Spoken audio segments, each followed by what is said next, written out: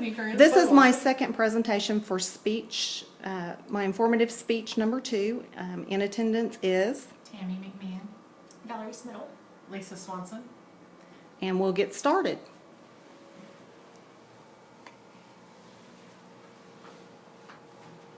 Today we're going to talk about home canning.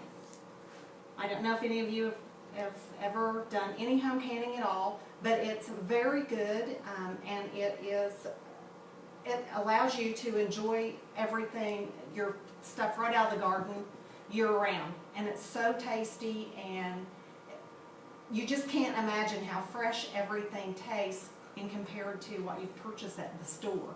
So we're going to go ahead and get started, and home canning is relatively easy. However, there are some steps that you need to take to make sure that you are properly and safely canning your items for future use.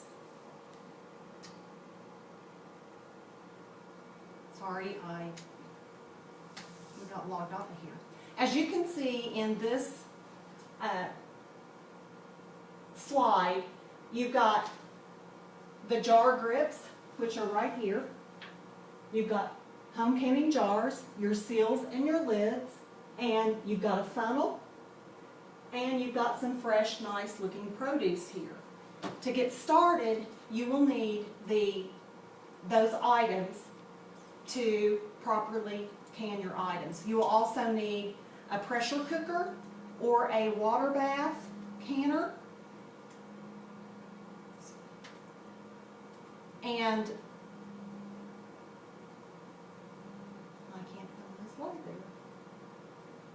the water bath canner is basically for low acid foods, and this is a guide that I got from online,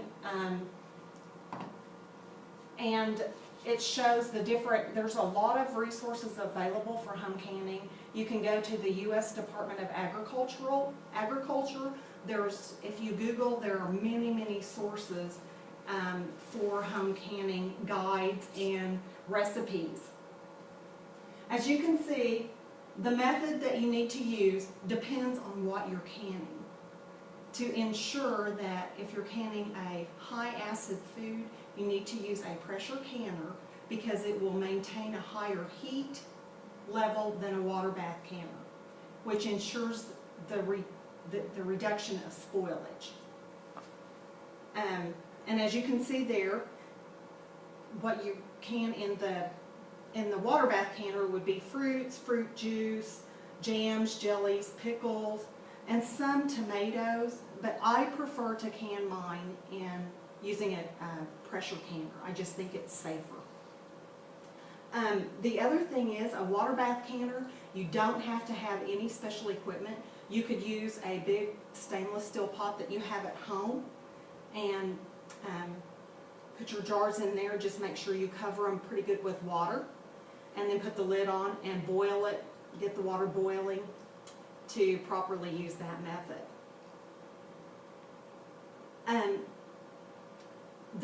The first thing is make sure that you have equipment, the proper equipment.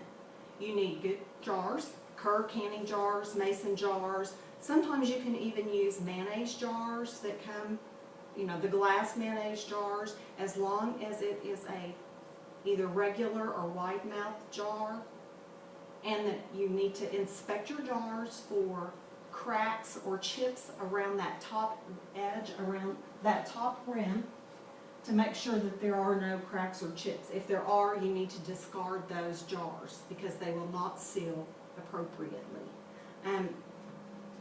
Another thing is prepare your food according to whatever recipe you use, and don't try to can after you've been at work all day. The first few times I canned, like the first time I decided to can green beans, it was a nightmare. I had been at work all day, on this early 20s, went home, got everything ready. I thought, oh, I've got to get this done, I've got to get this done. So I got my green beans out, got them ready, put them in the pressure canner, went in, sat down on the couch, watching TV, I went to sleep and woke up with green beans scattered all over the ceiling, and my kitchen was a mess. So I have no idea how I went to sleep or why, but pick a day where you're not real tired, because it can be taxing the first couple of times you do it. But don't be afraid to home can items from your gardens, because it's just awesome. But as you can see here, the lady has prepared her jars. She's using a funnel. She's measuring those into the jars, and you can't really tell in this, but you need to leave an appropriate amount of room. It's called headspace. As you can see on these jars, you can see right there that there is what is called a headspace. This allows the items to have room to cook, and if they expand any, you're not going to blow the top off of the jar.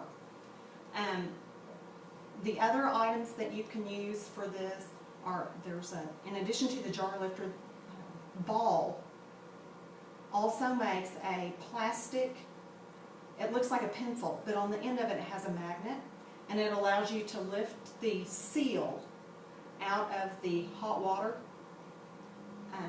before putting it on your jar.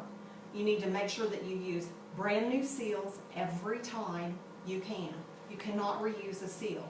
You can reuse the screw bands, but not the seals.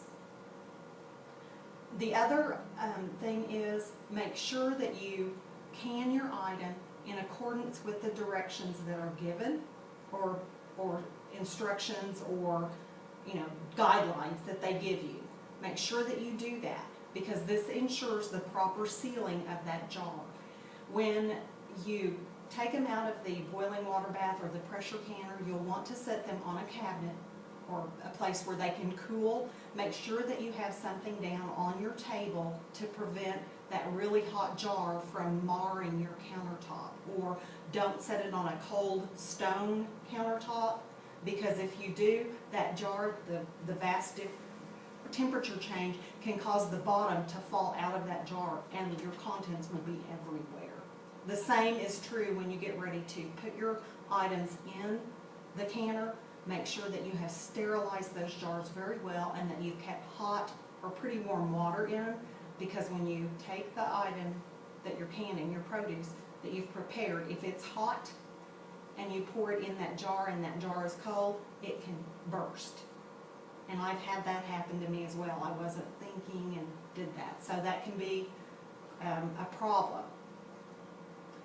But home canning is awesome. There's all kinds of safety that you can do, and if you take the proper steps, you shouldn't have any problems. There's all kinds of mixes out there that are available. Mrs. Wage's pickle mix is an awesome one to use, and you don't have to let the pickles soak in brine for days on end. As a matter of fact, when I've used that before, it's ready to eat the next day or in a few days. But you'll know that your jars are properly sealed when you hear it pop. It'll make a little noise like it's popped, and the lid will make an indentation. The vacuum, the heat and vacuum in the jar causes that to pull down on that jar and seal.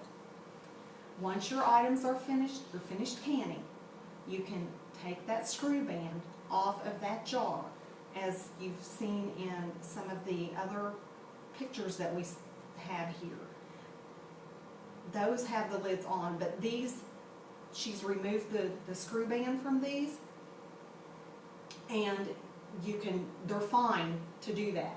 Also, when you take that screw band off, you lessen the chance of that ring rusting on from the water that has come up in that bath or that canner. It will keep it from rusting, and you can get it off real easily.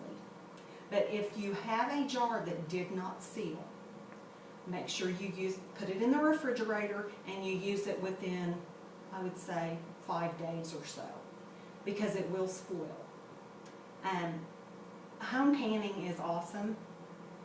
Once you do it, it's kind of like you can become addicted to it. And you don't have to can massive amounts at one time. If you're limited on time and you've got just a few tomatoes or whatever, you can chop those up, fix it for salsa, and you're good to go. Some of the best places for recipes are, like I said, the internet. You can go to Ball Canning, Southern Living, any of the organic sources will have home canning guidelines. But the major one that I liked was the Department of Agriculture, because it has specific instructions and booklets that you can download and print, giving you precise guidelines for various items that you would want to can. So don't do like I did. Don't do it when you're tired and end up with a spoiled batch of product, because it is it's expensive and you've wasted a lot of food. But I hope you enjoy it as much as I did, and it allows your family to enjoy that right out of the garden picked flavor year-round. And sometimes even with tomatoes, I will dice those up and I won't can them. I can put them in a freezer bag, freeze them, and use them for soups, stews, whatever. But really nothing should go to waste if you have a garden, or if you purchase, like here we have area farmers or farmers markets where you can purchase those items to can. And it's a whole lot less expensive when you can your own, as opposed to buying the same amount. And when you store those jars properly in a cool, dry area, that stuff lasts. I would use it within like a year or so, and always make sure that you mark on the top of that seal, that you take it like a Sharpie or something that won't move off, and it will mark on the metal and mark the date that you canned it and the contents. I mean, most of the time you can see it's tomatoes or whatever, but if you make stewed tomatoes or salsa, sometimes you can't tell if it's stewed tomatoes or salsa. So good luck canning, and you'll love it. Thank you. Thank you. Good. Valerie, thank you. We're painting our audience.